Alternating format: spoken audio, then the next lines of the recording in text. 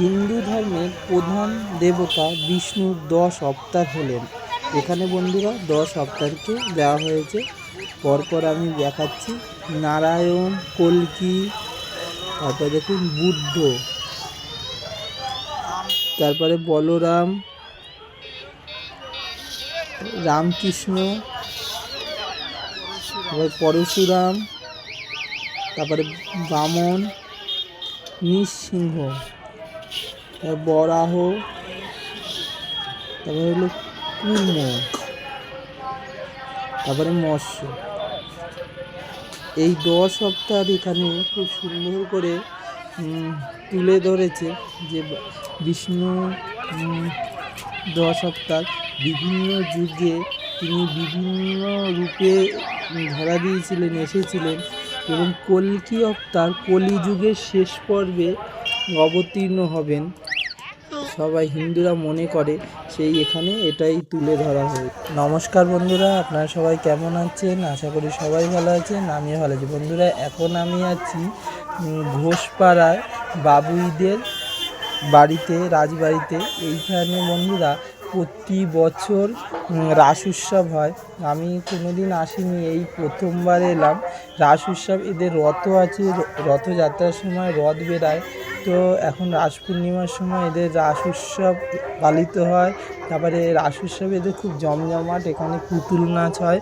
তো আপনাদের সমস্ত কিছু দেখাবো, চলুন দেখতে থাকুন। পুরো ভিডিওটা স্কিপ করবেন না, খুব সুন্দর, আপনাদের ভালো লাগবে।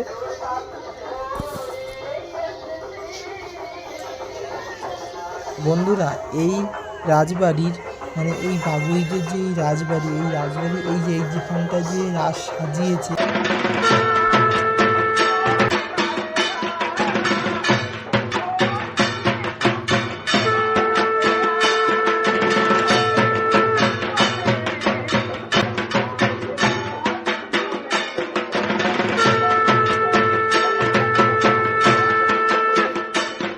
বন্ধুরা কি সুন্দর ছোট ছোট গল্পের মাধ্যমে এই যে বৎসাসুরকে হত্যা করছে কৃষ্ণ, তার পাশে যে বকাসুরকে হত্যা করছে কৃষ্ণ, তারপরে রয়েছে এরকম প্রত্যেকটা ছোট ছোট এই যে অর্ঘাসুরকে, অজগরের পেটে কৃষ্ণ তার বন্ধুরা ঢুকে তখন কৃষ্ণ অর্ঘাসুরকে মানে অজগরটাকে হত্যা করেছিল।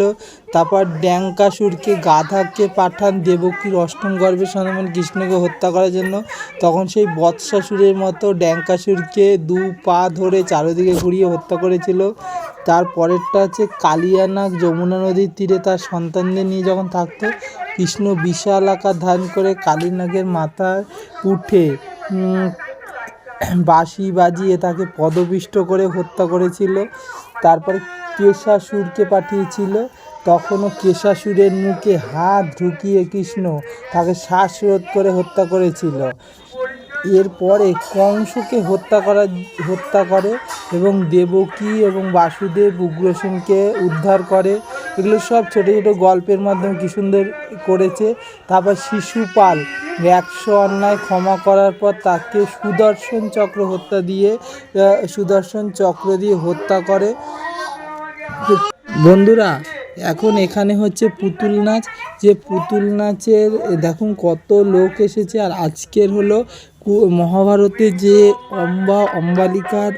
অম্বালিকা ছিল, তাদের যে স্বয়ংবর সভা আয়োজন করেছিল তার পিতা এবং ভীষ্ম, সেখানে যে সমস্ত পণ্ড করে দিয়ে তাদেরকে ধরে নিয়ে চলে এসেছিল হস্তিনাপুর, সেইটাই এখানে হচ্ছে। তো খুব সুন্দর হচ্ছে, আপনারা দেখুন, খুব ভালো লাগবে।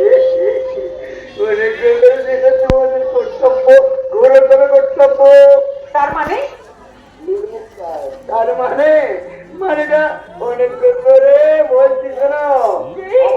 ওই তো দেখছে মন দিয়ে যাবি রূপের কথা শুনে অনেক করে আমি একেবারে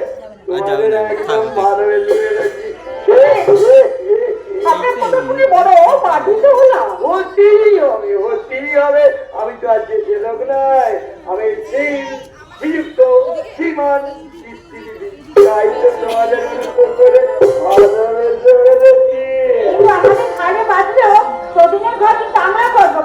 মানে আমার সম্বন্ধে ওই দল লেগে মন দুষ্ট লাগে কথা বলছো।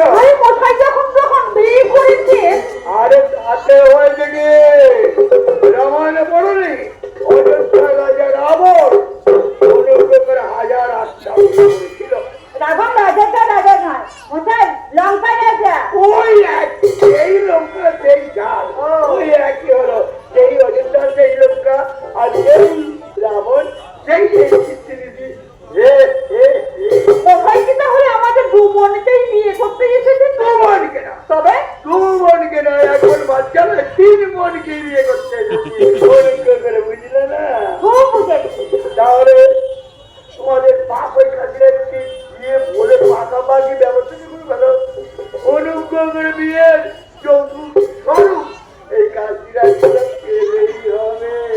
রাজ্য না কিছু চাই না। অনুগ্রহ করে আর কিছু না, ওরা একেবারে ইচ্ছে করে গিয়ে বাবা। তাই করে যারা কি করে যাই যারা বিক্রি আমি কিন্তু অনেক কাণ্ড করে ভেঙে দেবো। অনুগ্রহ করে আমি অজ্ঞানে মাটিতে গোড়া করে যাবো। তোর হয়ে যাবে পুরুষ, যাচ্ছি তবে খেতে যাওয়ার সময় বলে যাচ্ছি, মাকে পেলে আমিও বুঝিয়ে দেবো। হ্যাঁ বুঝিয়ে দেবো। আমি কাপড়ে নয় মহাপুরুষ। জীবনটাকে ছেড়ে দেওয়া কিন্তু ঠিক হলো না দাদা, ঠিক হলো না। মাথাটাই রেখে দেবো।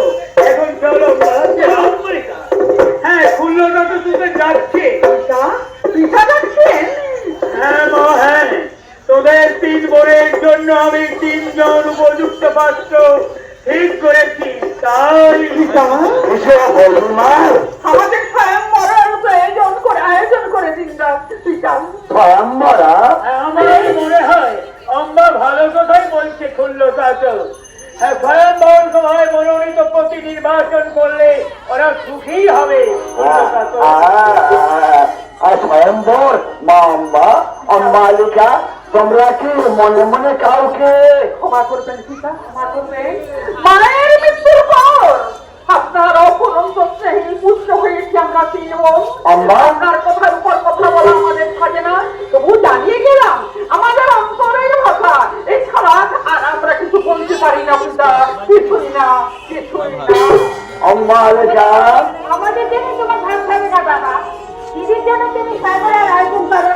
দিদির সুখ নেই, আমাদের সুখ, আমাদের সুখ। বুঝেছি মা বুঝেছি। পুষ্প, আমার মা হারা কন্যাদের ইচ্ছায় আমার ইচ্ছা, তুমি স্বয়ম্বরের আয়োজন করো। হবে খুললোটা তো। আর শোনো, তুমি নিজে গিয়ে সারদাকে হরিশ্চন্দ্রকে নিমন্ত্রণ পত্র দিয়ে আসবে। কে তুমি? দেখছি তো বাচ্চ টিকা বাচ্চ সন্ন্যাসী রামরুদ্র হবে। ও কি জানো ভুলের কথা বলছিলে? বলছিলাম হস্তিনা নিমন্ত্রণ পত্র পেলে কাশী রাজ্যের সর্বনাশ সন্ন্যাসীর হবে। কথা বলে না রাজা, কিন্তু হস্তিনা রাজ্যে নিমন্ত্রণের পত্র দিলে আমাদের সর্বনাশ হওয়ার কারণ হস্তিনার বর্তমান রাজা বিচিত্র বিশ্ব দাসরাজ কন্যা সত্যবতীর গর্ভস্থ সন্তান। সুতরাং সুলতানের সন্তানকে খতিয়ে রাজকন্যা স্বয়ম্বরের আমন্ত্রণ জানালে কাশী রাজ্যের ষষ্ঠ পুনর্গস্ত হবে। আর তাহলে বুঝে দেখো পিতৃপুরুষদের অভিশাপে সন্ন্যাসীর একটু ভুল হচ্ছে। বর্তমান হচ্ছে রাজাভিষেক বিদ্যমায় চিত্রাঙ্গ। সন্ন্যাসীর উদ্যোগের ভুল বলতে গেলে না রাজা। গতকালই যে বাগুইদের রাজবাড়ির মানে 2টো রাস্তা জুড়ে জিলিপির দোকান, জিলিপি, খাজা, গজা, মালপোয়া, নিমকি বিক্রি হচ্ছে। আর বাদাম ভাজা, পোড়া বাদাম ভাজা যে ওটা বিক্রি হচ্ছে 2টো রাস্তা জুড়ে। পুরো অনেকটা রাস্তা জুড়ে এগুলোই শুধু রয়েছে। আর 2-4টে বেলুনের দোকান, বেলুন নিয়ে বসেছে এবং 2-4টে মাটির পুতুল। আর সব জায়গায় এই জিলিপি। এখানকার জিলিপি বিখ্যাত। ঘোষদের ঘোষপাড়ায় জিলিপি খুব বিখ্যাত। একবার জিলিপি খেলে